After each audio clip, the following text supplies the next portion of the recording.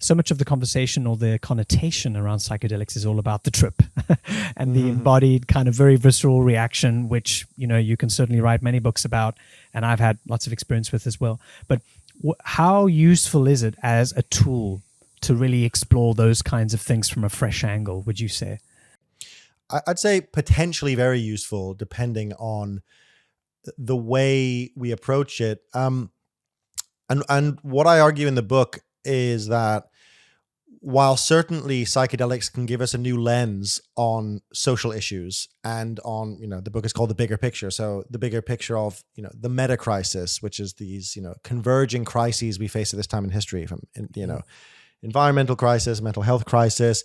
We are at this tipping point and this certainly transitional point where our old systems are not working in the way they were.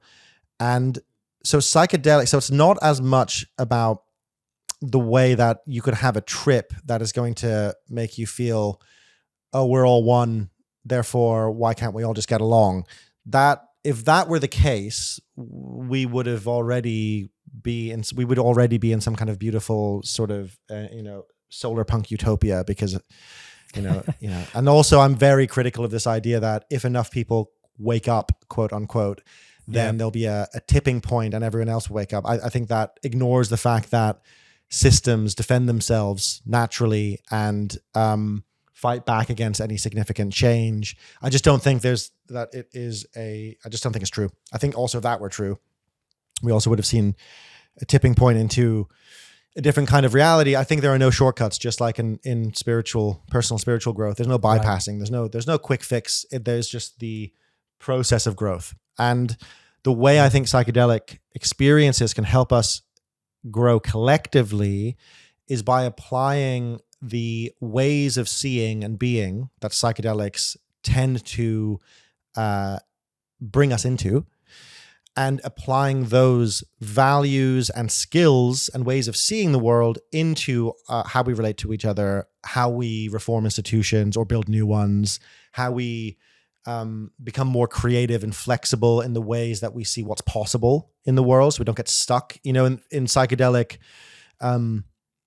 science, there is this idea from Robin Carhart-Harris that depression and other conditions are defined by what he calls a canalization, so that neurons that fire together wire together. People might have heard that term. So there's this kind of stuckness. They're like canals. They're rooted. All these thought patterns have gone over and over and over again, and there's a stuckness.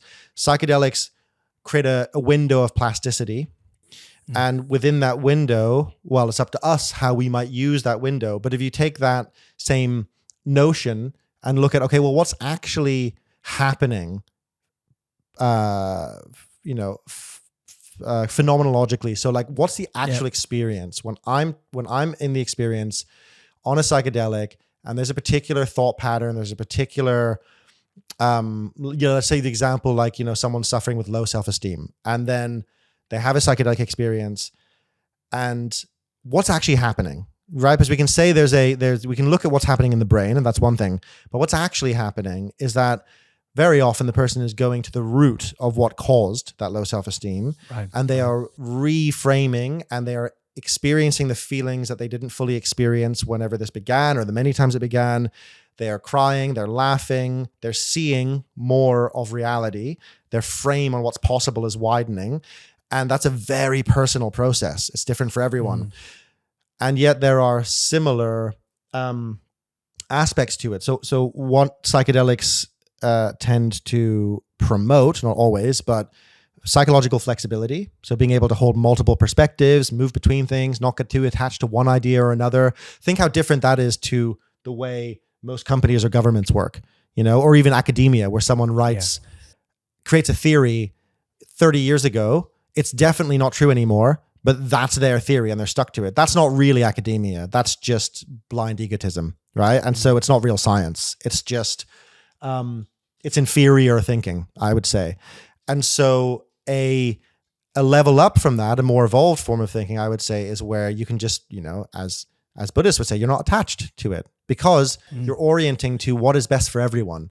because we're all trying to develop the knowledge base of all of humanity. And so the idea that one person would be like, yeah, but I made this theory 30 years ago and it's going to be really embarrassing if I now say it's not true. Well, that is ludicrous. So it's if they were to take a psychedelic with the right guidance, they would be supported in seeing like, hey, just drop it. And also humor is a part of the psychedelic experience of like, totally. you learn to laugh at yourself and be like, oh my God, I've been taking this theory so seriously for so many years. How ludicrous.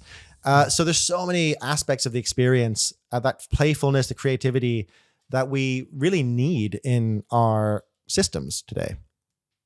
And I think also there's something about the experience of psychedelics, and of course there's a whole range, so we're kind of generalizing in a way here, but there is something that always comes through in the experience, from what I heard and certainly from what I've experienced personally, about the sense of being able to just lower the stakes.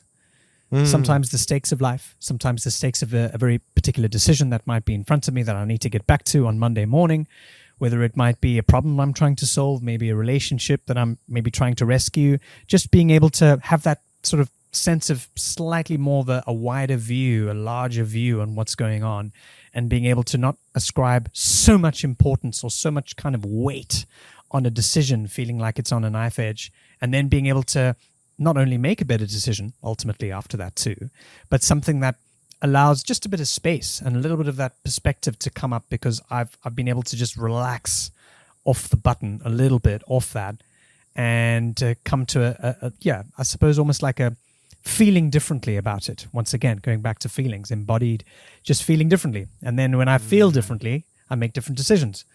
So it's interesting, the link. I really like that. Yeah, it's the word that comes up is perspective, right? It's a zooming out of, and the thing, interestingly, some of the first studies that happened in the psychedelic renaissance, as it's called, were on end of life anxiety. The ultimate stakes is mortality, and psychedelics quite reliably, psychedelic assisted therapy can quite reliably reduce people's death anxiety quite a bit, and it's quite beautiful as well. It's also people who are often psychedelic naive. It's not like they've got lots of experiences. And in fact, my friend and colleague, Nikki Weird, who's one of the other directors of Breaking Convention, so one of the co-directors of Europe's largest conference on psychedelic medicine and culture, Breaking Convention. And Nikki was sadly diagnosed with terminal cancer. She'd been battling cancer for a while, but she got that news maybe 6 or 7 months ago, and she gave a beautiful talk we did a recent Breaking Convention event in London just a few weeks ago, and she gave a beautiful talk with a death doula around how psychedelics have helped her navigate this. It's not saying that it's just been easy, but having had experiences on psychedelics where, as you're describing, she's experienced a reframing of what really matters, and experiences where she felt like she was dying. And that's also something that happens that I've experienced on psychedelics. And so that really prepares you, how to die before you die, as the phrase goes. And that there's something very profound in that. And psychedelics are really, that's one of the things they're most effective at, I would argue.